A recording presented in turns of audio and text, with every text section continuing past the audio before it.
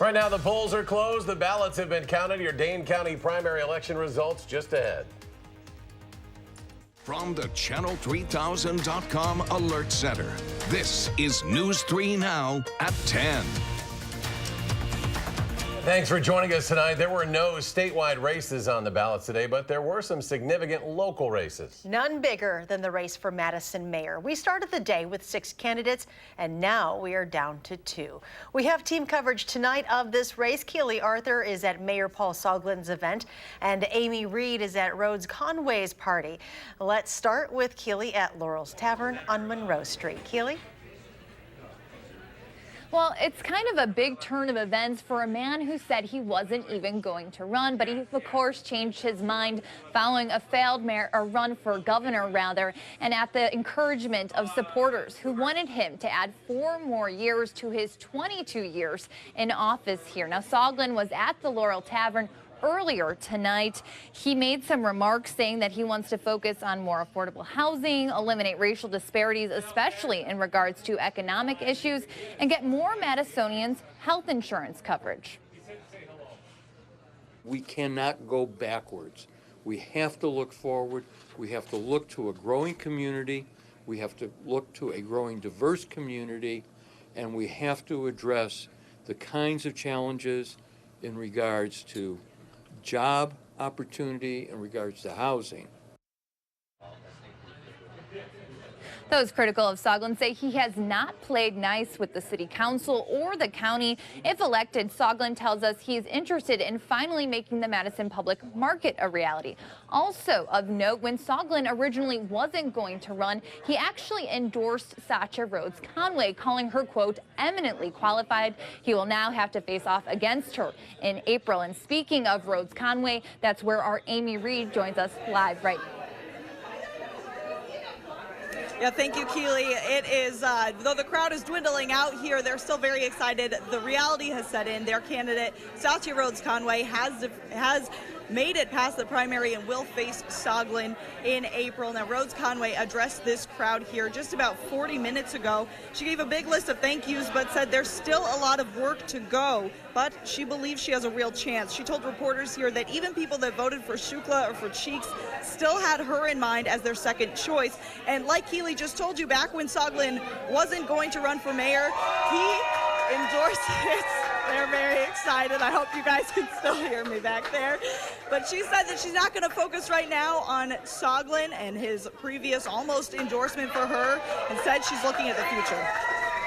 When I announced, I didn't know what the mayor was doing, and I didn't, my race is not about anybody else. My race is about wanting to bring change to the city of Madison and focus on the issues that are important: affordable housing, rapid transit, dealing with racial disparities, and being prepared for climate change. Why would someone pick you over Soglin?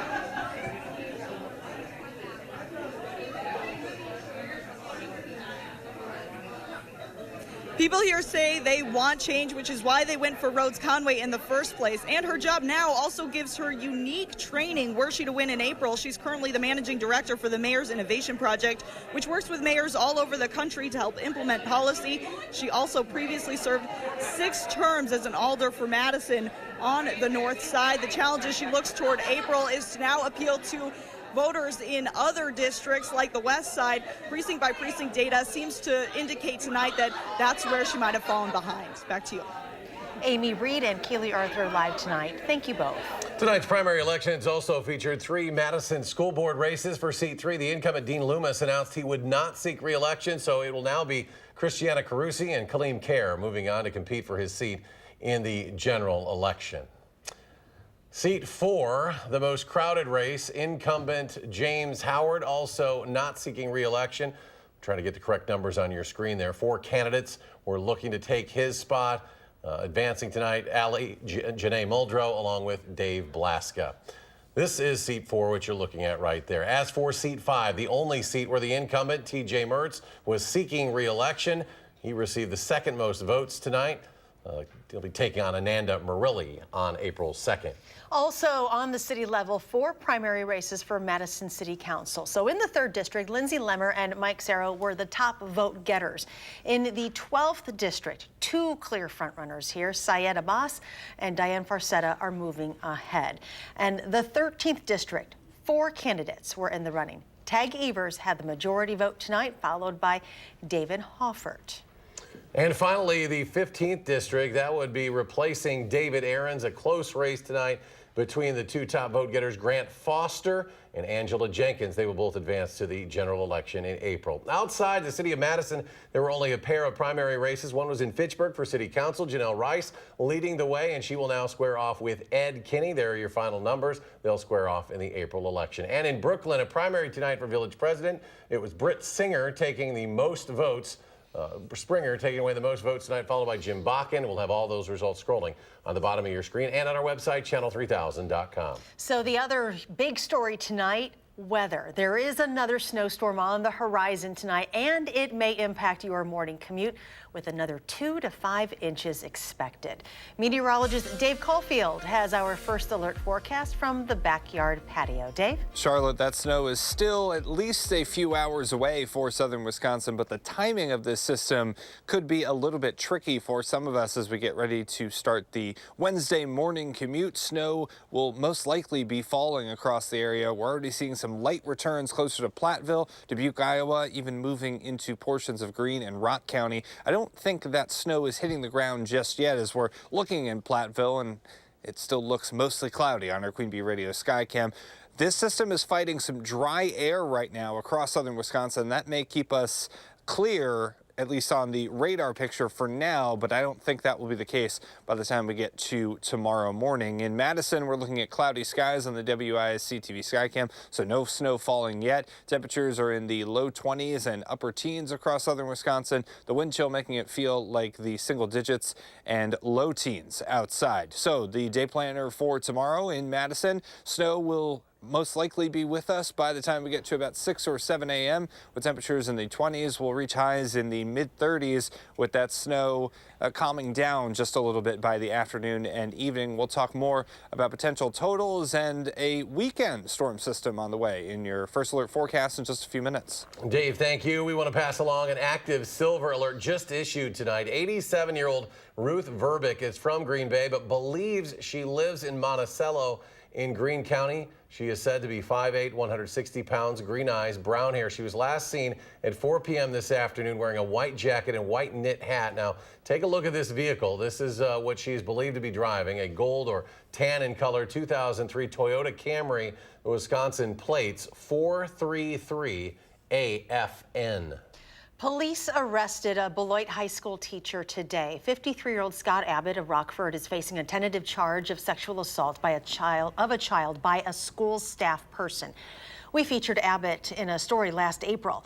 According to a release, police said the investigation involves a report of inappropriate touching at Beloit Memorial High School. Police did not specify when this incident took place. State health officials have reported the first pediatric flu death of the season in Wisconsin. They say the child was from the southeastern part of the state and had not been vaccinated. Children's Hospital of Wisconsin says the tragedy is a reminder to people that they can still get flu shots. As of February 9th, 13 people had died of flu in Wisconsin, 10 of whom were 65 years of age or older. City of Beloit says a car was stolen today while a 10-year-old special needs child was inside that vehicle. A 2016 black Nissan Sentra was running when it was stolen from Johnson Street just after 7 this evening. The vehicle was located on 8th Street. About 10 minutes later, the child was found safe shortly after on Fairfax Avenue. We are told this is an active and ongoing investigation. Republican lawmakers are using a new study to explain why they don't want Wisconsin to accept federal Medicaid expansion money. A report co-written by the conservative law firm Wisconsin Institute for Law and Liberty was released today. It finds Medicaid expansion would cost people in Wisconsin on private insurance $600 million a year. Governor Evers has promised to expand Medicaid coverage in his state budget proposal. Republicans say it shows why expanding the program isn't right for the state, while Democrats are pushing it aside as part of a conservative agenda. It just doesn't add up. I think this was a junk study done with bad research aimed at an outcome that was predetermined. This, if anything, further supports the position that we have consistently taken with Medicaid expansion is not good for the state. The governor released a statement tonight about the study. It is unfortunate that Republicans are once again putting politics before people. The people of Wisconsin overwhelmingly support expanding Medicaid and protecting coverage for the 2.4 million Wisconsinites who have pre-existing conditions. The Wisconsin Historical Society is starting to gather ideas for a new state history museum. This was at their annual Black History Month celebration, and that was intentional. They're hoping this can make it easier for people in the African American community to contribute ideas. But tonight was just the first listening session, part of their Share Your Voice series. The Historical Society has 7 more stops planned all over the state, 3 of which will be in Madison, to try and hear from all the groups. So far, they said this type of outreach has been successful. This is definitely a higher level of engagement, and a lot of the people that I've communicated with are extremely excited about the society reaching out to them and asking to hear their voice. The Historical Society had performers round out the event, including a drummer and spoken word. Lieutenant Governor Mandela Barnes also gave a short address. Still to come, a live report recapping tonight's Madison mayoral primary. And thousands of golf balls spill onto a Rock County highway, how it happened, and the cleanup efforts. That's just ahead.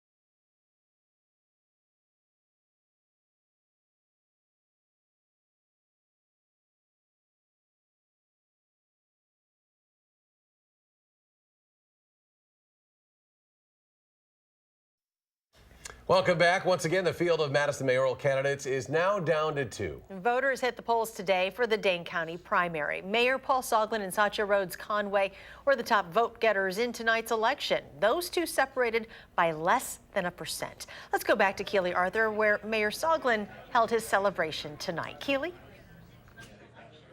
Well, that's right. Soglin called it an early night after the election results were called in his favor. The man who's been mayor on and off since the 70s is looking to add 4 more years to his 22 years in office. Now, earlier in the night, Soglin made some remarks saying that he wants to focus on more affordable housing, eliminate racial disparities, especially in regards to economic issues, and get more Madisonians health insurance coverage. Now, Soglin beat out a number of challengers, including City Alder Mo Cheeks and Raj Shukla, the leader of a conservation group. Both spent around $100,000, according to campaign finance reports, on campaigning for this primary. Now, Satya Rhodes Conway beat out Soglin's other challenger. She was formerly a city alder and currently serves as the leader of the Mayor's Innovation Project for UW, which works with mayors across the nation to shape policy. Rhodes Conway and Soglin will face off in the general election in April. Prior to running, Soglin called Satya Rhodes Conway, quote, eminently qualified for the job. For more details on both of their platforms, head over to channel3000.com. Keely Arthur live on the Near West Side tonight. Keely, thank you. In the race for president, Vermont Senator Bernie Sanders has thrown his hat into the ring once again, joining a crowded Democratic field. Sanders becomes the 10th candidate officially to enter the race for the Democratic nomination. If he wins, Senator Sanders would be the oldest elected president. He would be 79 when he takes office. Also today, former Texas Congressman Beto O'Rourke says he will decide by the end of the month whether he will make a run. One woman in Sun Prairie is changing lives one piano at a time. Marta Hansen owns the Piano Gal shop. She repurposes pianos and makes them into whatever you want. You can see she's made a variety of things. Each has a special meaning to its owner. And this one in particular was made for a woman whose father died. This was the last thing she had to remember him by, so she asked Marta to repurpose it into a bar. She said she is Marta's biggest fan now after the way she transformed her father's old piano into something she can cherish forever. That I asked Marta to put the sheet music onto the bar so that the music was where my father's fingers were when he played. To see how special it is to her and to see how meaningful it is to her really just keeps me wanting to do more of these projects and keep these memories alive for people. If you would like to contact Marta to repurpose a piano you have, her contact info can be found on our website at channel3000.com. A woman in Janesville had quite a mess to deal with early today after close to 5,000 golf balls fell off the back of a truck and right into her yard. Those golf balls were on their way to Canada when they apparently fell off the back of a truck just after midnight. Happened along Highway 14.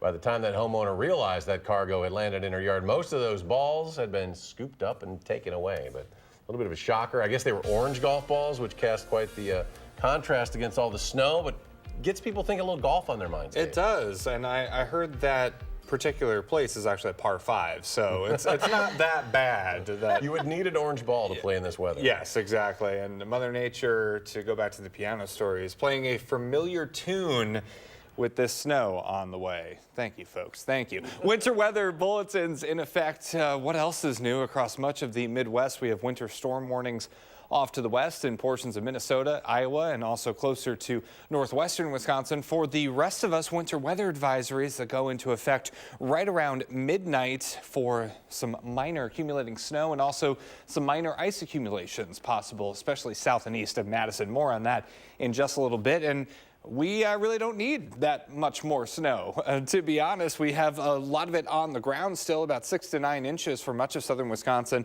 with some spots close to a foot of snow on the ground north and west of Madison, and north and west of Madison is where the most snow will fall this time around as well. Doppler track showing the snow getting closer and closer to southern Wisconsin. I don't think any of the snow that has crossed the state line on radar is hitting the ground just yet. This system is fighting some dry air, especially coming in off of the lakeshore from the north and east. So you can see the returns kind of fighting to get closer and closer to Madison. And as I mentioned, we could potentially add to our 46.7 inches of snow over the next day or so, and we could be close to the seasonal average about a month or two ahead of schedule. So we'll potentially see enough snow to get that trophy under our belt by the time we get to later tomorrow. Live look in Madison, the Edgewater Skycam. No snow falling just yet. The almanac for today, about 5 to 10 degrees below normal after we started the day, 5 degrees below zero. So overnight, increasing clouds. That snow develops late overnight, right around 2 or 3 a.m. for Madison. Temperatures will be rising through the 20s, and on future track, we could see that snow fighting that dry air overnight into early tomorrow morning. But I still think for the morning commute, we will have that snow with us. So give yourself extra time and take it slow out there, because we will have to fight some light to moderate snow for the morning commute. I think that snow starts to dwindle a little bit by the time we get to the afternoon and evening hours, with highs in the mid 30s. And we clear out for Thursday. Some calmer weather on the way for Thursday and Friday, with highs in the upper 20s and low 30s as we go into tomorrow night, or by the time we get to tomorrow night, I should say. About 2 to 5 inches of new snow on the way for much of southern Wisconsin. Now farther to the south and east, a little bit less is on the way, but there is the better chance of seeing a little bit of freezing rain mix in with that snow. So that's the added threats there, closer to Janesville, Monroe, and Kenosha. So the 7 to 10 day forecast, we're looking at another system of possibly mixed precipitation on the way for Saturday and Sunday. So we already have alert days in the forecast for those days. Could be a messy weekend forecast on tap as well. All right, When will it end? Thank you. Sun Prairie La Follette go down to the wire tonight for our Prep Mania Game of the Week. We'll have the highlights, the post-game report coming up next in sports.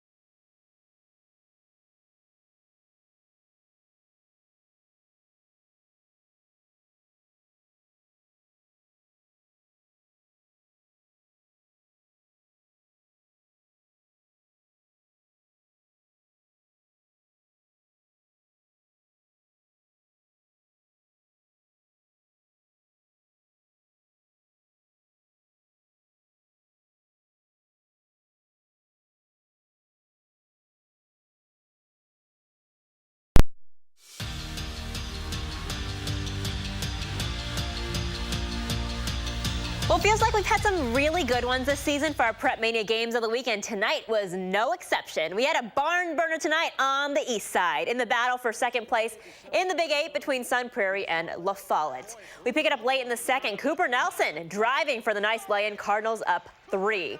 But the Lancers keep fighting back. Check out this pass to Charlie Kunkel. Woo, nice one there. La Follette within 1. Derek Gray with the ball now. The pass to Isaiah Stewart for the bucket and 1. Lancers take the 1-point lead with 28 seconds to go. Sun Prairie with the ball now. Check out the effort from Brock Voigt. Takes it all the way by himself. Cardinals up 1 with 5 seconds left. Voigt with 27 points tonight. Clock winding down. Derek Gray gets fouled with 1 second left in the game. So to the line we go. He makes both free throws to give the Lancers the 1-point lead, and that would do it. La Follette beats Sun Prairie 61-60, and Jay Wilson with the guy who was cool under pressure. A thriller at La Follette, and the Lancers win it 62-61 because Derek Gray hit 2 free throws. What's it like to be on the free throw line with the game on the line and everybody watching? Man, it seems like there's nobody in the gym. It's quiet. All the pressure's on you. My legs are shaking, but we do it all the time in practice. I'm used to shooting free throws a lot. Had to knock them down. You knew you'd make them? Yeah, I had to. Yeah, I've been pretty consistent lately with my free throws. I was pretty comfortable. Yeah, well, it sure worked out. What can a win like this do as you guys head to the end of the regular season and the tournament? It just boosts our confidence even more. Our team confidence is already high, and a win like this against one of the best teams in the Big 8 conference just boosts our confidence much more. All right, you guys put on a heck of a show. Thanks for having us come along. Thank you. La Follette wins it 62-61. Love that confidence there. The Badgers, meanwhile, had quite the supporting cast last night in the 64-58 win over Illinois, bringing their 2-game losing streak to an end. Khalil Iverson fired up last night. Both head coaches jokingly said afterwards that Khalil has something about playing against orange and blue uniforms. Season-high 16 points, 9 rebounds, a lot of heart for him last night, and Brevin Pritzel contributing 6 points and 10 rebounds off the bench. But Pritzel's value isn't just about numbers, according to head coach Greg Gard. He's got a lot of intangibles that make him truly special. Big Ten action tonight. The battle for the state of Indiana Boilermakers at Hoosiers. Tie game at the half. We pick it up in the second. Carson Edwards finding Matt Harms for the dunk. Purdue up 4. But Indiana battling back. Juwan Morgan knocking down the big 3. Hoosiers up by 4 now. Under 30 seconds to go. Edwards not quite there on the jumper, but no big deal. Harms there to tip it in. 15th ranked Purdue hanging on. 48-46 the final. We'll be right back. Justin Smith.